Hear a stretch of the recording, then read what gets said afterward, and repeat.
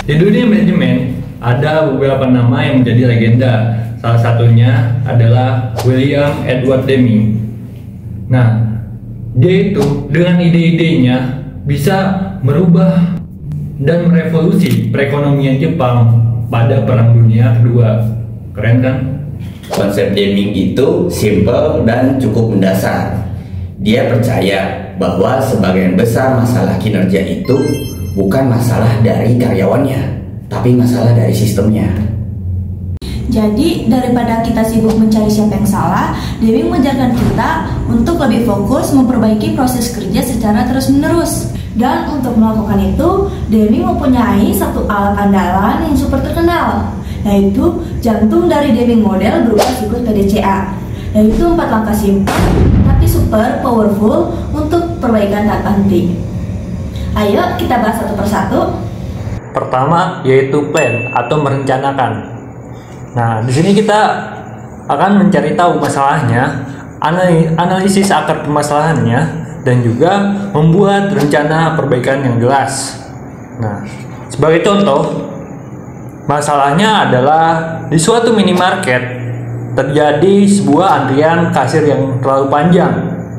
Rencana yang akan kita lakukan adalah dengan cara mencoba menerapkan sistem bayaran QRIS di salah satu kasir. Yang kedua, do atau melakukan. Di sini kita eksekusi rencana tadi, tapi dalam skala kecil. Kita tidak langsung mengubah semua kasir. Cukup satu kasir sebagai uji coba untuk mengumpulkan data dan menghindari resiko yang besar. Ketiga, cek atau periksa. Setelah uji coba, kita evaluasi hasilnya, kita ukur datanya. Apakah waktu transaksi berkurang dan apakah pelanggan suka. Kemudian kita bandingkan hasil dengan harapan yang awal. Oke, yang terakhir dan yang keempat yaitu action atau tindak lanjut. Nah, dari hasil yang sebelumnya, kalau hasilnya terbukti bagus, maka kita terapkan solusi itu di semua kasir.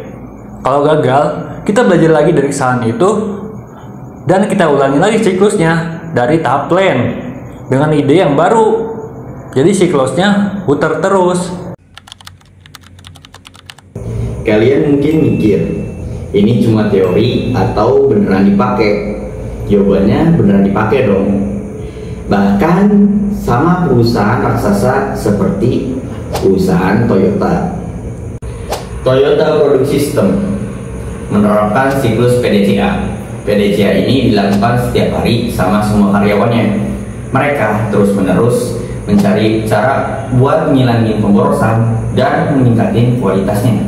Gak cuma di otomotif, di industri makanan ada Nestle. Mereka pakai PDCA untuk memastikan kualitas produknya konsisten di seluruh dunia dan bikin proses di pabrik mereka jadi lebih efisien. Bahkan brand keren Nike juga bisa pakai PDCA.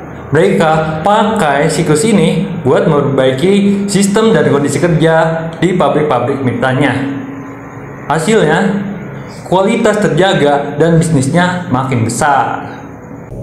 Jadi, jelaskan dari Toyota sampai Nike, PDCA itu bukan cuma teori di buku.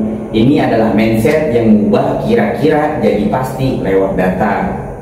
Betul, ini bukan soal memperbaiki sistem, tapi membangun budaya kebaikan di mana setiap orang setiap hari selalu bertanya, apa yang bisa kita buat lebih baik lagi. Ini soal mengubah mindset. Dan yang paling keren, siklus ini bisa kalian pakai di mana saja.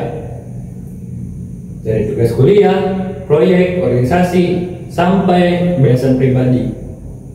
Pertanyaannya sekarang bukan lagi apa itu PDCA, tapi